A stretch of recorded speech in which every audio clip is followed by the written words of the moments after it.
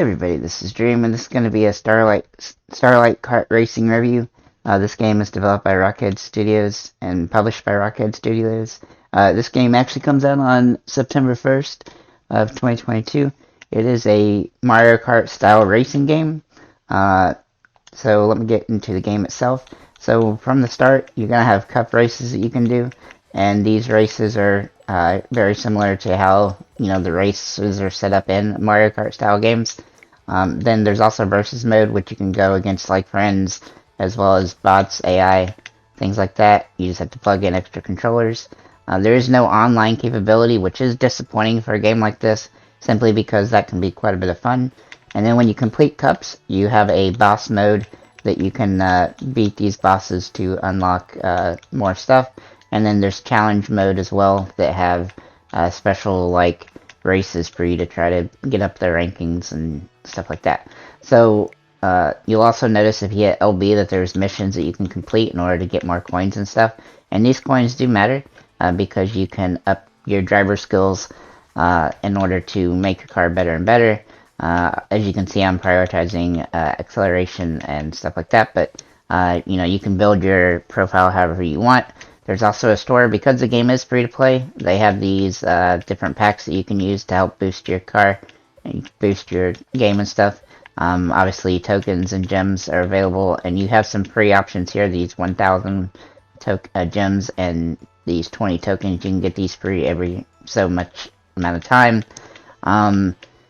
So I don't mind that they have microtransactions simply because the game is free to play. However, the one thing I do mind about this, and this really irritates me, is that every time you finish a race or every other race, like for instance, if you complete a cup or you complete like a versus race or beat one of the bosses, it always does this pop-up for a limited time. Buy this. I absolutely hate when they try to push stuff on you like that. It's fine to have the store here. It's fine to showcase that it exists. But the fact that you're just gonna like pop it up on my face every 5 minutes is kind of annoying, and that definitely turns me off to wanting to complete the game itself just because of that. It's just really one of those things that like, okay, you can say on here on the main menu, just hit X, go to the store, and that's what the game is, and that's fine. I don't mind that.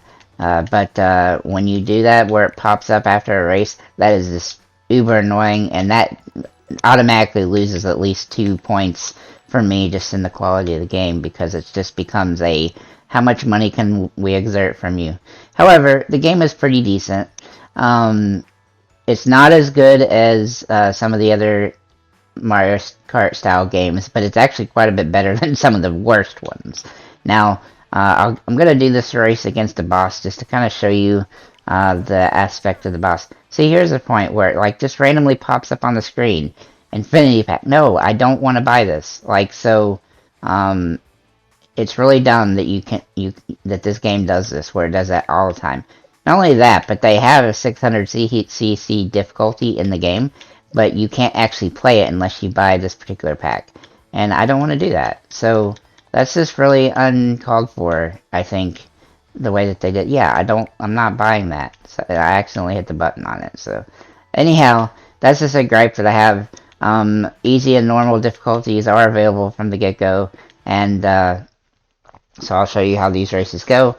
So you can hit pretty much left trigger, right trigger, or A in order to run, and then obviously there's that boosting ability. Using your left bumper or right, sorry, your left bumper or right bumper, you can use this to boost, which is nice. And then there's coins and stuff available that give you some bonuses when it comes to the coins that you have in the main menu in order to boost your car up on the track. That's pretty cool. And then of course you also have the power-ups that are just Mario Kart style that you've all seen before. So one of the power-ups you have your refills, as you can see on the bottom right hand side. In this case, this car has a boomerang that he can throw, and that just recovers itself every little bit of time. And so that's pretty cool thing to do, actually, because most of these types of games don't actually have like character-specific power-ups. And so I do actually like that quite a bit. I would say that some of the power-ups don't really make a ton of sense as to what they do or how they're useful.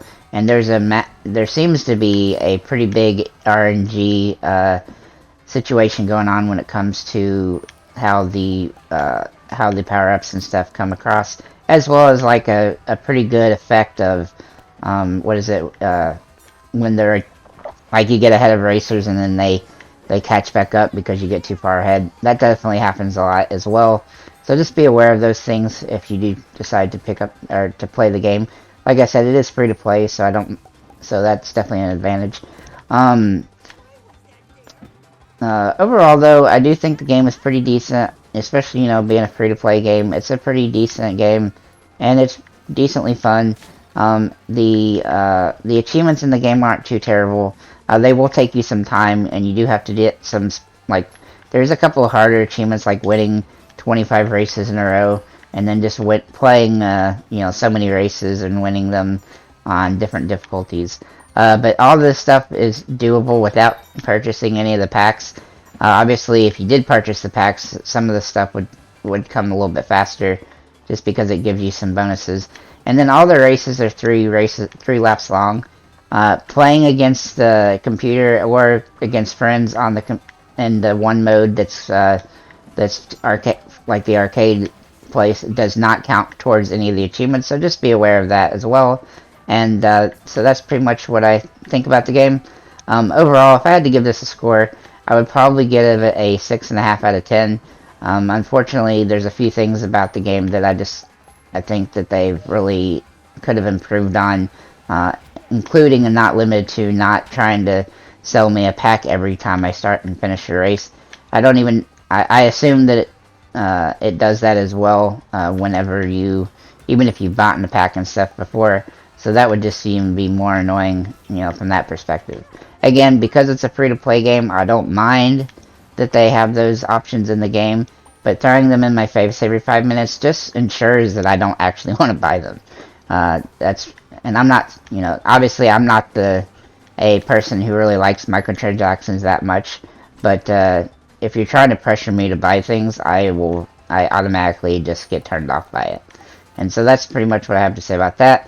The other thing that I think that they should have maps on each of the courses. It's kind of disappointing that they don't, and you can't tell exactly where the other characters are in the race when you're racing. And also maybe some information about the different power-ups and what they do. Once you unlock a character, you can no longer see the information about the character. The only way you can see it is whenever it's in the screen where you haven't unlocked the character yet. So that's a little bit disappointing too.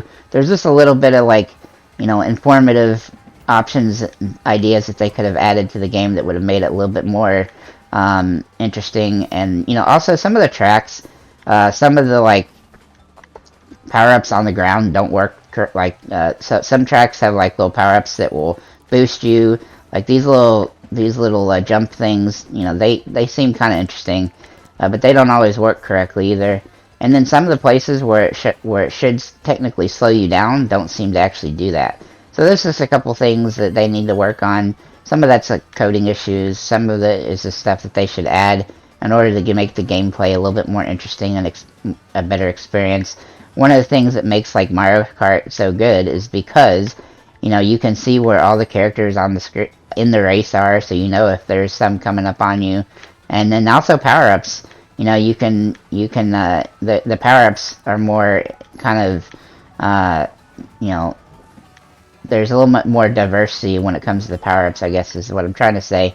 Like, some of the power-ups in this, like, they basically do the same thing, and yet they're different power-ups, and you're just kind of like, well, what's the point of having different power-ups to do the same thing?